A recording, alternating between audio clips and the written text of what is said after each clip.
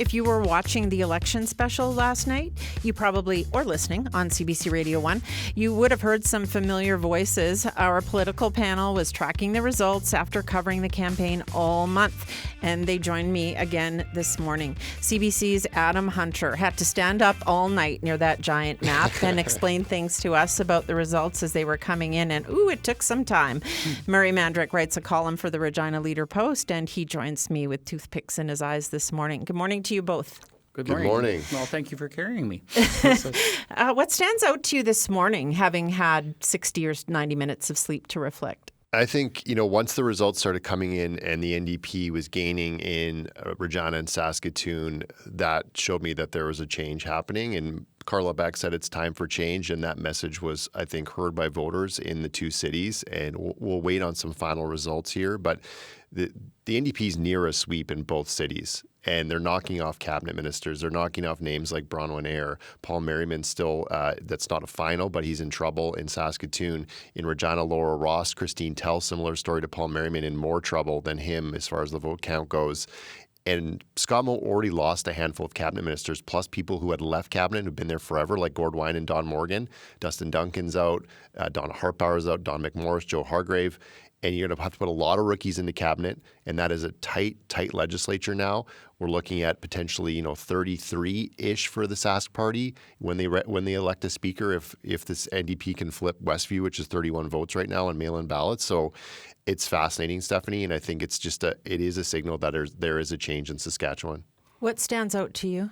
The divide right now in Saskatchewan, and it's not just rural and urban, it's other things too. It's the cultural war divide. It's the divide between public service professionals in education and healthcare versus people, I think, that sincerely wanted a different look of government in terms of taxes, because there was some support for the Sask United Party, not nearly as much as we were talking about for months on end before this. But the whole entire divide is still not just a thing, it is the thing. And I don't know how Scott Moe addresses it, because he's still going to have a few problematic cabinet ministers in his ear, like Jeremy Harrison, like Jeremy Cockrell, who were rewarded with re-election because of their safe rural seats.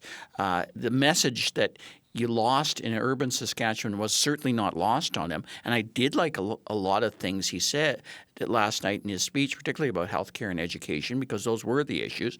But all that said, is he going to be serious about it when it comes to policies? We've heard him say things before, and then they come out with a change room policy or Bill 137, because there goes another right-wing butterfly fluttering around in circles. And this is what the problem tends to be. I think the difference this time around is you have a huge opposition to keep them in check. And that's going to be effective in the legislature. I'm just not sure a huge NDP city-based opposition, largely professionals that I described earlier, are a cure for the divide. And I don't know how you fix it right now. Let's talk a little bit more about what we did hear from the leaders last night. The Premier said he heard the message from voters. What's the message?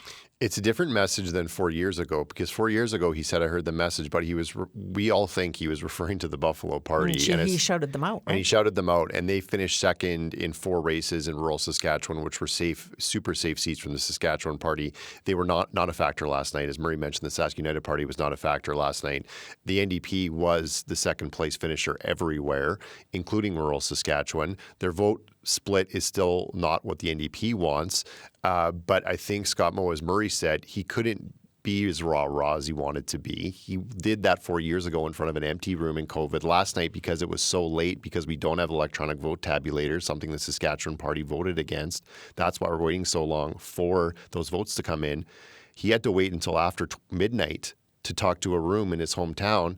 And he even said in his speech, well, a lot of people had to go home because they have work and school in the morning. So his moment was sort of robbed at fifth majority because of the timing it took to count the ballots, which wasn't the fault of Elections Saskatchewan necessarily. We don't have all of that info, but we could have had quicker results. I think he also, said, hey, Carla Beck, great job. And we don't always get that. We don't often get that. And so that stood out to me. And I think he had to shout her out because there was a change movement, as I mentioned, and Regina and Saskatoon. It's going to be really hard for Scott Moe to go into some of those rooms in the cities, as I think it's been over the last few months, as we've heard in some big events where he hasn't got a big ovation that the Sask Party's used to getting, and that played out in the votes. What did you hear from the leader of the opposition, the much, much bigger opposition, Carla Beck, last night? She was surprisingly down, which I don't quite get because they had 26 seats and they might get more. And this should have been a very good night for her. I think they got caught up in their own expectations. The polls were wrong. And I'm tired of saying, oh, well, within 3.5%. They weren't close, in terms of popular vote and everything else. And that's the only thing. And certainly not close in terms of taking that popular vote and making their silly seat projections. So that's one of the things that I think that Carla Beck kind of got sucked into the polling, the Twitter wars. Like right now, the best thing that could happen is that if Scott Moe didn't pay any attention to Western Standard, and if Carla Beck didn't pay any attention to Twitter, because like my goodness, we'd all be better off in hitting that little nice middle ground if we actually saw something like that. I thought that in some ways she's probably better positioned because of whom she is and everything else. I think perhaps last night it reflected how tired she was because she ran a very hard campaign, as did Scott Moe, obviously, because he was the one-man show. And I think that was sort of a bit of a reflection. She might, in that sense, be better positioned to bridge the divide that's in Saskatchewan.